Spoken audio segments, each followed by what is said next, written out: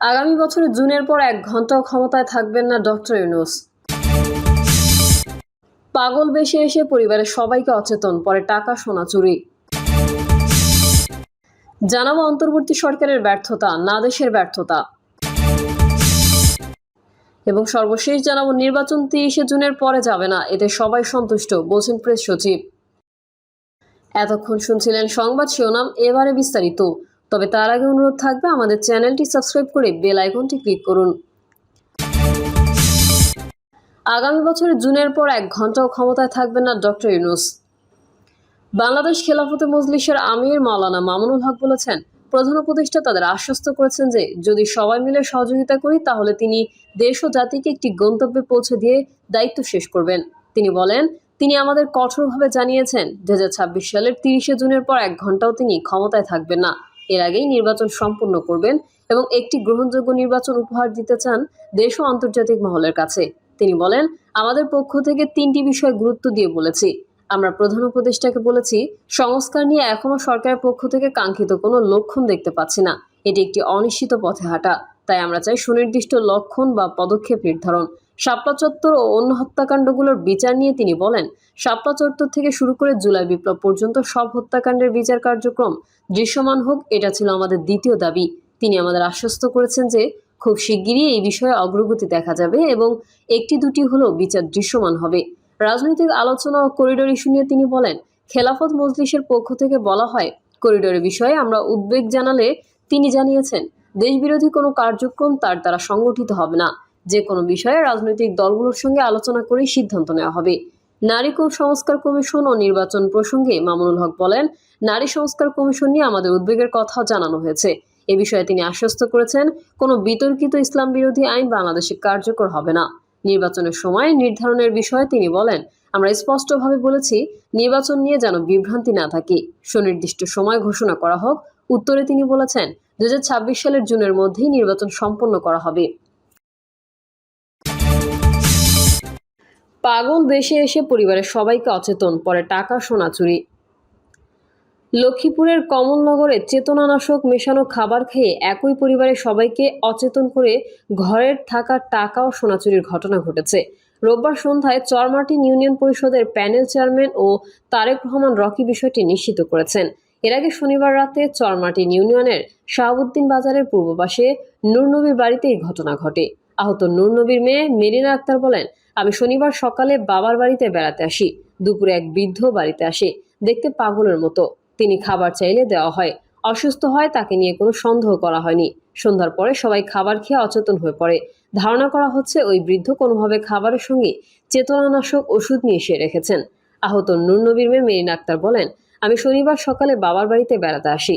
দুপুরে এক বৃদ্ধ বাড়িতে আসে, দেখতে পাগলের মতো। তিনি খাবার চাইলে দেওয়া হয়। অসুস্থ হয়, তাকে নিয়ে কোনো সন্দেহ করা হয়নি। সন্ধ্যার পরে সবাই খাবার খেয়ে অচেতন হয়ে পড়ে।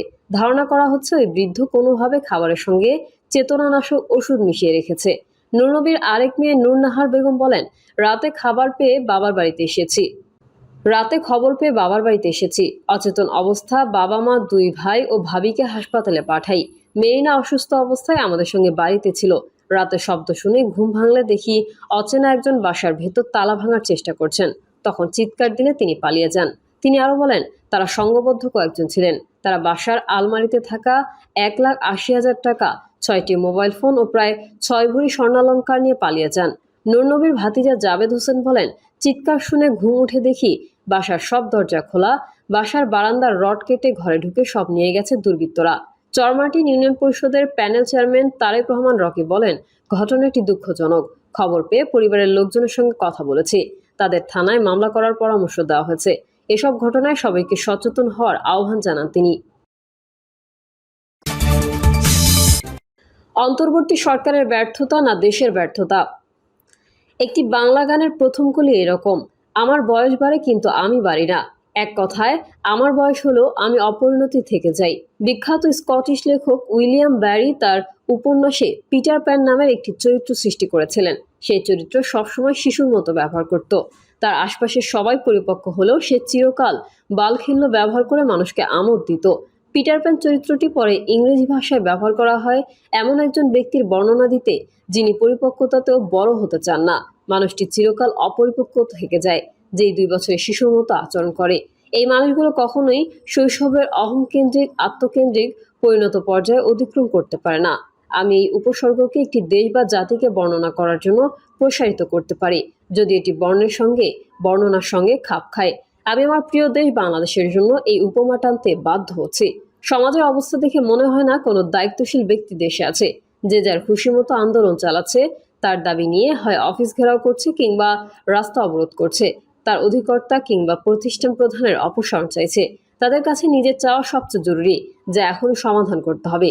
তা না হলে সে ঘেরাও ছাড়বে না, রাস্তায় কাউকে চলতে দেবে না, দরকার হলে আমৃত্যু অনশন করতেও রাজি। মানুষের আচরণ থেকে বোঝা যায় না যে এটি এমন একটি দেশ যার বয়স 55 পার হতে চলেছে, আর দেশের জনগোষ্ঠীর প্রায় অর্ধেক মধ্যবয়স পেরিয়ে গেছে।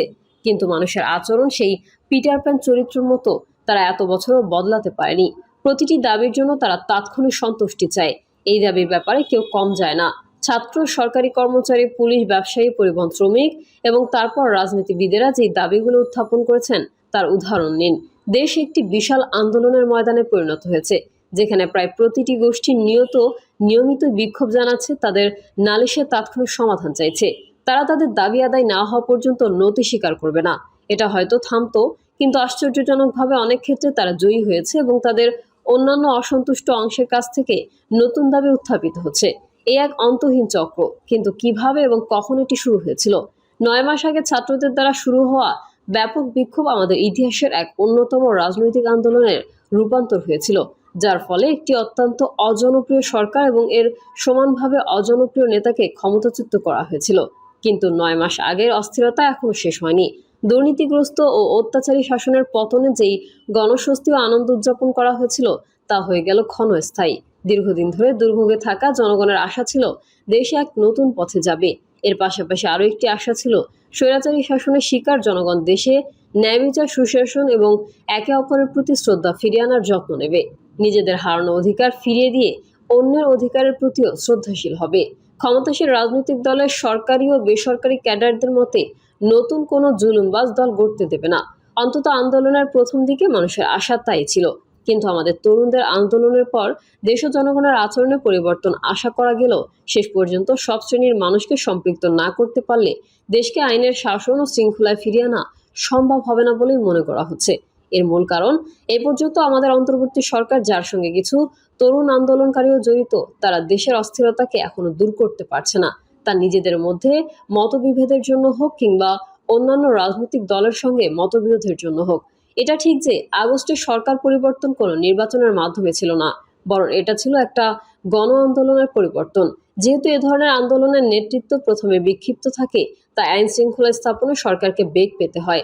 সরকারি প্রতিষ্ঠানগুলোর জরুরি কাজ প্রথম দিকে বিঘ্নিত হয়, কিন্তু যখন একটি সরকার নিয়মমাফিক গঠিত হয় ও অন্তর্বর্তীকালীন দায়িত্ব নেয়, তখন দেশ আশা করে যে এই নতুন সরকার জনসাধারণের মৌলিক চাহিদা মেটাতে তৎপর হবে যতদিন তারা এই দায়িত্বে আছে।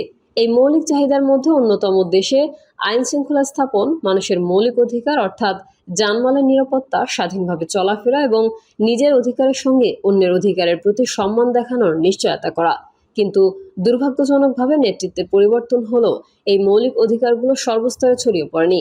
আমরা বুঝতে পারি বছরের পর বছর ধরে চাপা পড়ে থাকা অভিযোগগুলো ভুক্তভোগী গোষ্ঠী থেকে হঠাৎ বিস্ফোরণের কারণ হতে পারে, এবং আমরা জুলাই আন্দোলনের পরে প্রথম কয়েক সপ্তাহ আইন প্রয়োগকারী সংস্থাগুলোর মধ্যে নিষ্ক্রিয়তা দেখেছি। এই জড়তা এমন একটি আইন প্রয়োগকারী সংস্থার কাছ থেকে এসেছিল যা এতদিন একটি দুর্নীতিগ্রস্ত নেতৃত্বাধীন অধীনে কাজ করে আসছিল।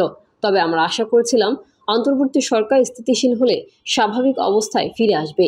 দুর্ভাগ্যবশত আগের সরকার চলে যাওয়ার প্রায় 9 মাস পরেও সেই স্থিতিশীলতা মুহূর্ত দেখা যাচ্ছে না। এই অস্থিতিশীলতার অবদান রাখছে এমন ঘটনা যা যেসব গোষ্ঠী যাদের উপর সরকারের কোনো নিয়ন্ত্রণ আছে বলে মনে হয় না। শিক্ষার্থীরা তাদের শিক্ষা প্রতিষ্ঠান প্রধানদের অপসারণের জন্য চিৎকার করে এবং দাবি পূরণের জন্য সামান্যতম অজুহাতে তাদের রাস্তায় নেমে যায়। চাকরিচ্যুত কর্মচারীরা চাকরি ফিরে পেতে চান বা রাস্তা অবরোধ করে তাদের উপরওয়ালাকে অফিস থেকে সরিয়ে দিতে চান। অতি সম্প্রতি তরুণদের দ্বারা গঠিত একটি রাজনৈতিক দল তাদের দাবির তাৎক্ষণিক সমাধানের দাবিতে রাস্তা অবরোধ করে। প্রিয় দর্শক, এই ছিল এখনকার সর্বশেষ সংবাদ। আপডেট ও সংবাদ পেতে চ্যানেলটি সাবস্ক্রাইব করে বেল আইকনটি ক্লিক করুন। কমেন্টে আপনার মতামত জানিয়ে আমাদের সাথেই থাকুন। ধন্যবাদ সবাইকে। আল্লাহ হাফেজ।